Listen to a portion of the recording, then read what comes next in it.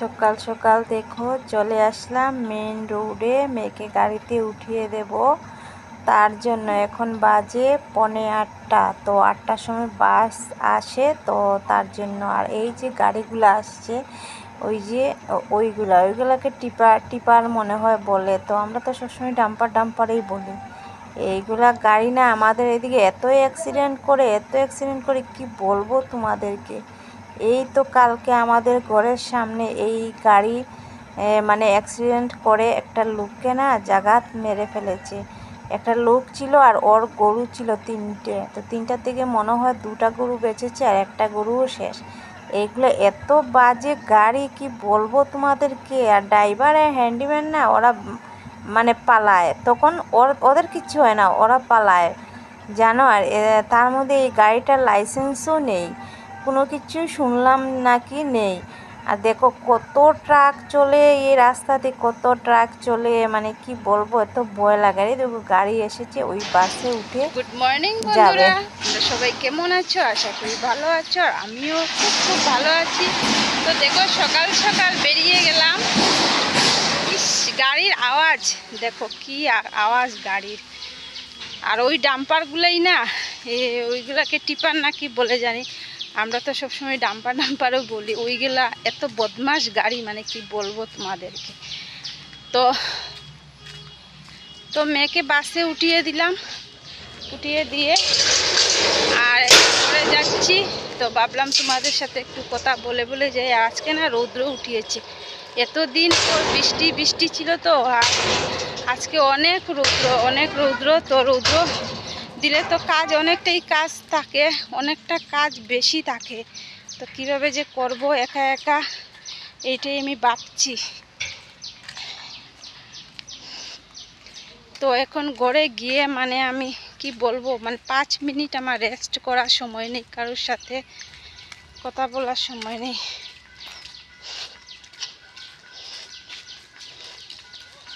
জোর কদমে আজকে কাজ করতে হবে, জোর কদমে। আজকে আর 5 মিনিট আমি সময় পাবো না গো। তার মধ্যে ভিডিও এডিট করা হয়নি, মানে ভাবছি কিভাবে কি যে করব, আমি কিছু বুঝতে পারছি না।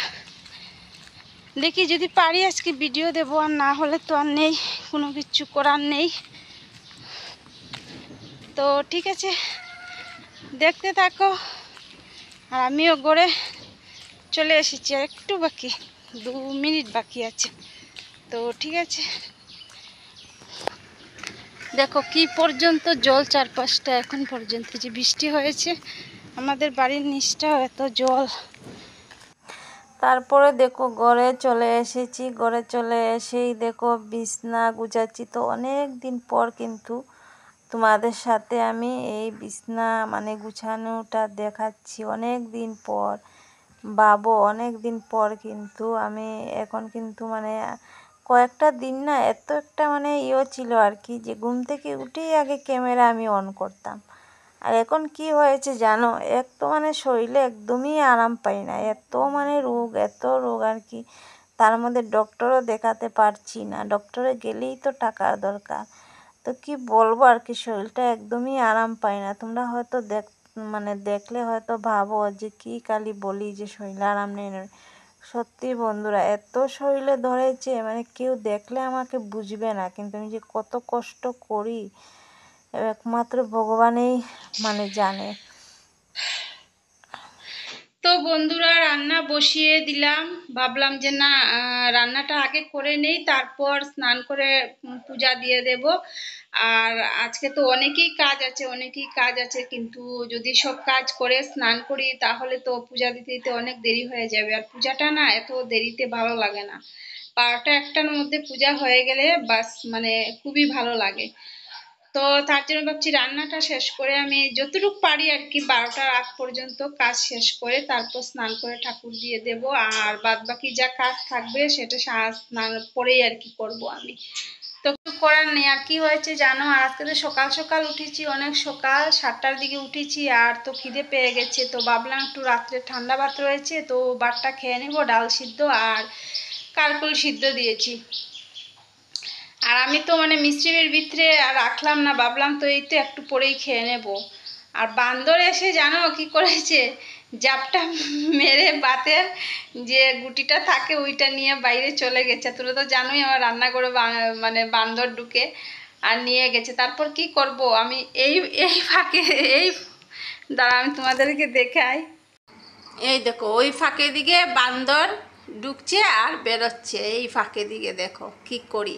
তো তার জন্য আর এই দেখো উপরের রাস্তাটাও এখনো বন্ধ করলাম না, ভাবলাম যে জানলা দরজাটা হয়ে যাক তারপরে এই যে উপরগুলা বন্ধ করতে পারবে। এই যে এই যে এই যে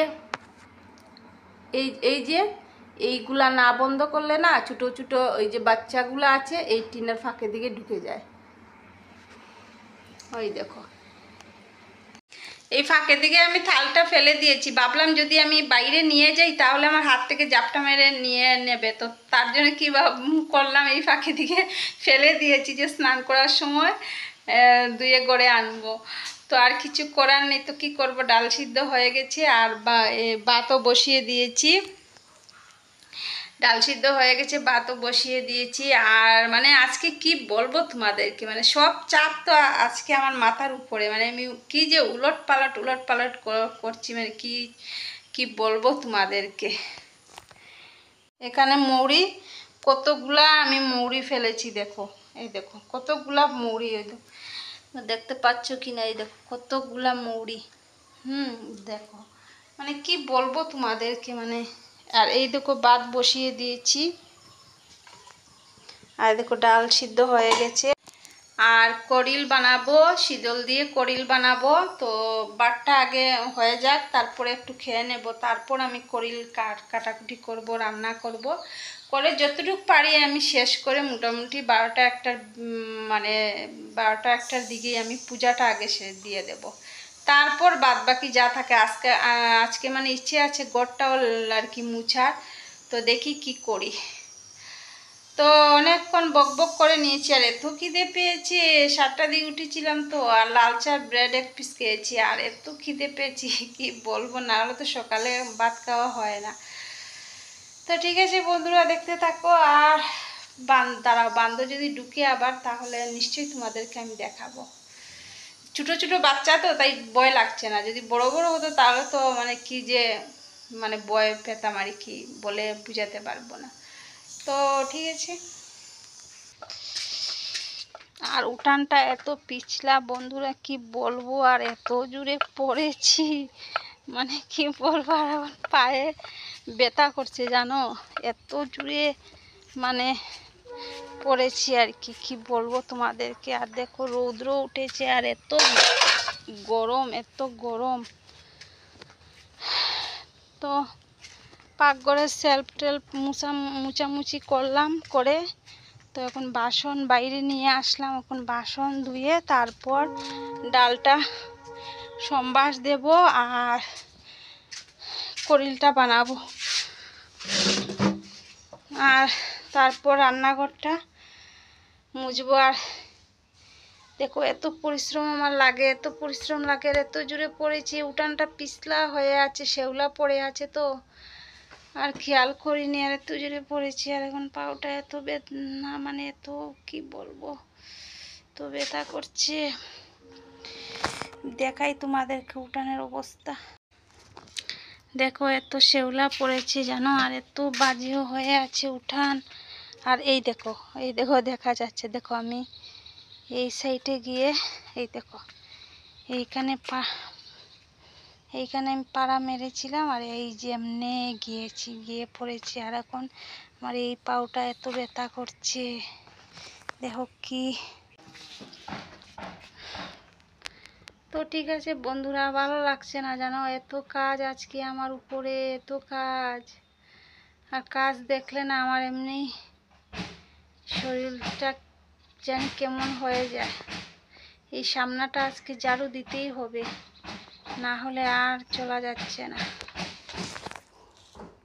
যত সময় যার তত ব্যথাটা বাড়তেই আছে। তো কীভাবে যে কাজ করবো আমার একদম ভালো, এত শরীরটা খারাপ করছে আজকে, এত খারাপ।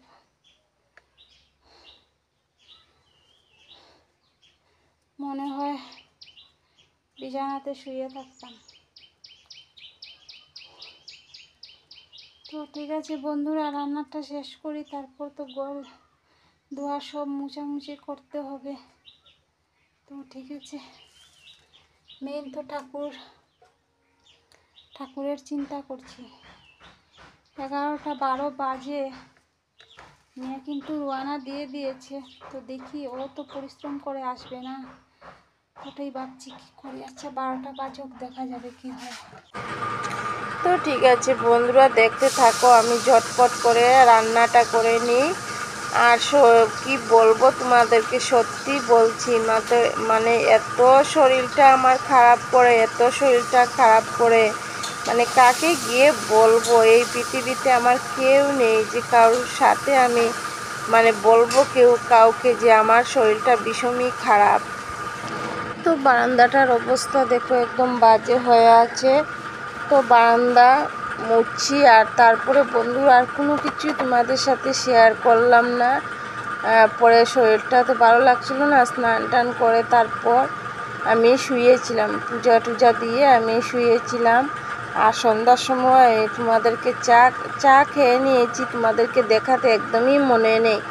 তো লাস্টের 4 কাপটা খালি, এই দেখো 4 কাপটা খালি। আর এই যে কেক, তো এই কেক অর্ধেক দিয়ে আমি চা খেয়েছিলাম। তো আজকের মতো টাটা, বাই বাই।